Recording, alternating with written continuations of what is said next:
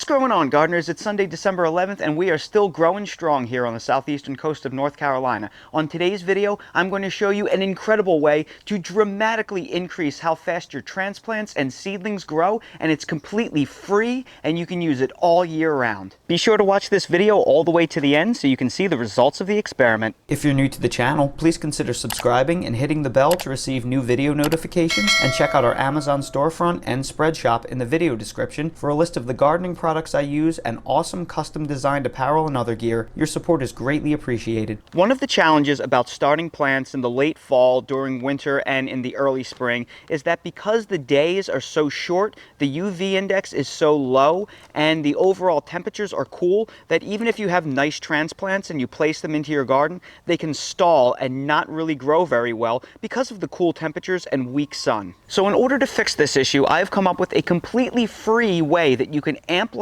the warmth and get your transplants to grow a lot faster. And that is by using leftover milk jugs or water jugs. And I save water jugs and I cut the bottoms out of it. And you can use these as greenhouses to cover your young transplants at this time of year. Now, these milk jug greenhouses are going to have two distinct benefits. Number one, they will act as a bit of a frost protection shield for your plants. And while it's too cold right now to plant anything tender, it will add an additional layer of frost protection for things like your lettuce or maybe any kind of cold sensitive annual herbs or things like that. And that little bit of insulation can increase the amount of time that your plants can survive if you have a cooler hardiness zone, or maybe overwinter them altogether. But the second and biggest benefit of using these milk jug greenhouses is they will act as an amplifier for the warmth throughout the day. And plants kind of act like cold-blooded animals in the sense that their metabolic rate is directly tied to the temperature. So if you can increase the amount of warmth surrounding that plant, their growth rate is going to increase. It's going to speed up their metabolism. So when you use a milk jug greenhouse like this, when the sun comes out during the day, it is going to add a tremendous amount of warmth without cooking your plants, because you are going to leave the top off, and that is going to allow things to vent so it won't get so hot that the plants will die. Now, you may be thinking that sounds like a nice theory, but does it really work? Well, today we are going to put this theory to the test. I have 12 planting holes pre-dug, and I'm going to start 12 different transplants. The transplants in the back are going to be covered up with the milk jug greenhouses, and the transplants in the front are going to be kept out in the open. And we're going to see if the milk jug greenhouses truly give the plants an advantage. And the plants that we are going to use are leeks, parsley, and Marvel of Four Seasons lettuce, because they are both very cold hardy and they can grow well during this time of the year in general, where many other plants that demand more solar energy fail. So the first thing we're going to do is we're going to amend each planting hole with a very small handful of an organic fertilizer. This is an all-purpose tomato fertilizer, but anything around an NPK of 555 will be just fine. So we're going to dress each of the planting holes with this fertilizer so they will slowly break down and trickle feed the plants throughout the season. So in this bed right now, we have each planting hole equally amended with fertilizer, and then we have 4 parsley, 4 lettuce, and 4 leeks. That way everything is equally represented, and you can see how they're oriented. The sun actually comes from this direction, so there won't be any kind of advantage in terms of day length when it comes to the plants in the front or the plants in the back. They won't shade each other out from that angle. So now we're just going to press everything into the ground, and then we're going to water in the plants. Now, the last thing that we're going to do is we're going to place the milk jug greenhouses on top of all of the plants in the back. And then the last thing we're going to do is we're going to lightly press them in, and then I'm going to pull back this mulch layer around everything because I need to lock these milk jug greenhouses into place. Now that all the mulch has been placed around the milk jug greenhouses, we're going to water it in one more time to lock that mulch in, because we really need to make sure that all of these milk jugs are secured in place in case we get a windy day. And now everything is locked into place and we're ready to begin the experiment. Now that the milk jugs have been placed, we're going to keep an eye on our plants and make sure they don't dry out, because it's important that you keep new transplants adequately hydrated. I'm going to keep an eye on them, then we'll check back in a few weeks and we'll see if there's any difference at all between the two sets of transplants. It's January 28th and it's finally time to check on our plants.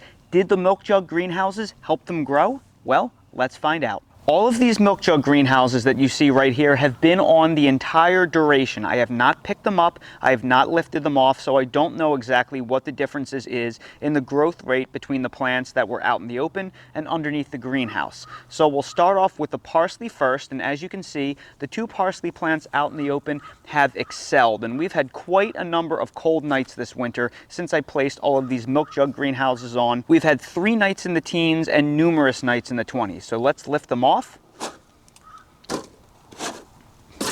Wow, that is a substantial difference. This one right here is clearly about twice the size of this one right here. This one is close to triple the size. So very impressed by how different the parsley plants look. Obviously the plants in the back had the milk jug greenhouses on them, and I am really impressed given how cold it's been. That right there is a substantial difference. Now we're going to compare the lettuce plants. The first thing you'll notice is the lettuce plant that was here is now gone. It was killed in a 23-degree freeze. Unfortunately, it did not make it. And sadly enough, up until last night, this one was actually hanging on just fine and doing pretty well, although a little stunted. But we got down to 26.8 degrees last night, and I guess that just did it in. It must have been damaged and hurting, and all these freezes that we've been having, they're just compounding. So clearly the Marvel of 4 Seasons lettuce that was out in the open did not do well. Let's see how they did under the milk jugs. Whoa. Oh, well, if there isn't any better illustration of what you can get by using these milk jug greenhouses, look at these beautiful, perfect, undamaged, luscious heads of lettuce that are pretty much ready for harvest, and then we have dead and dying. So I think if a picture says 1,000 words, then this minute of video is saying millions of words.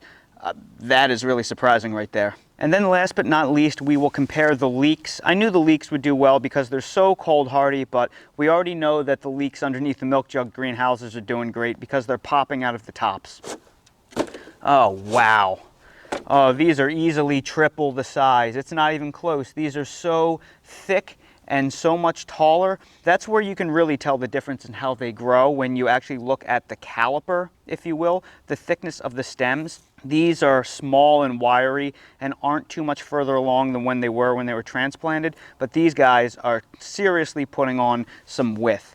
So not even close. I would say at least definitely more than double, possibly triple the amount of growth. So we'll come in for one more close-up. The parsley had the smallest amount of difference between the two, and that's to be expected because the parsley is the most cold hardy. These can survive down to near 0 degrees Fahrenheit. So I would say the parsley underneath the milk jug greenhouses produced double the size, maybe close to triple in the case of the one behind. But overall, all of the parsley did pretty well. The biggest difference is by far in the Marvel of 4 Seasons lettuce. Basically, the 2 out in the open couldn't survive the conditions. We've had some really cold nights, but underneath the milk jug greenhouses, they have performed fantastic, and I have 2 beautiful heads of lettuce. And then right next to them, you have the leeks, which are intermediate performers. Leeks are quite cold hardy, but you can clearly see the leeks in the front. They're doing well, they're growing, but the leeks in the back, they are probably triple the size overall. You can clearly see how much thicker the leeks are in the back. So big difference, monumental difference really between all of them. And that goes to show you, do not throw out these milk jug greenhouses. Don't throw out your empty water jugs. Use them to grow vegetables in. It makes a huge difference. If you've been following this channel for a while, you've seen me use these milk jug greenhouses in the past. I've always loved using them for late frost protection in the early spring when I plant out my tomato transplants. However, I've never used these in the dead of winter in an experimental capacity like this. So I thought they would do something. I did not think they would have such a dramatic impact on my plants. So if you drink milk or if you drink gallons of water, don't throw these in the trash and commit them to some landfill. Cut out the bottoms and reuse them as greenhouses because they will dramatically enhance the growth of your plants in the fall, winter, and spring when the sun is not very strong. And also, they may make it so you can grow things out in your garden in the winter that previously wouldn't be able to grow. So if you live in zone 6 or zone 7 and you want to grow lettuce outdoors and it's just too cold, well, if you put these milk jug greenhouses over them, it may be able to grow well, and that will protect protect them from the frost and freeze, and they'll grow all winter long. So not only can they dramatically increase the output of the plants you can grow, but they can make it possible to grow plants that you couldn't otherwise grow if your winters are a little bit too cold. So everybody, I sure hope you found this video helpful. It certainly surprised me and it blew my mind, and I hope it blew your mind as well, and it inspires you to use tools like this around your garden to grow bigger. If you liked this video and you found it helpful, please make sure to hit that like button, subscribe to the channel, and make sure to ring that notification bell so you're notified when we release more videos like these. If you're curious about any of the products that I use in real life in my garden, they're all linked down below in my Amazon storefront in the video description, so expand that description and click on that Amazon storefront link to see everything I use in real life. And while you're there, check out my spread shop if you want to support the channel with merch. Thanks again so much for watching, and I hope to see all of you again on the next video. It's Dale's third Gotcha Day. Happy Gotcha Day, Dale. Happy sort of birthday, buddy. Happy birthday to you. Happy birthday to you. Happy birthday, dear Dale. Happy birthday to you.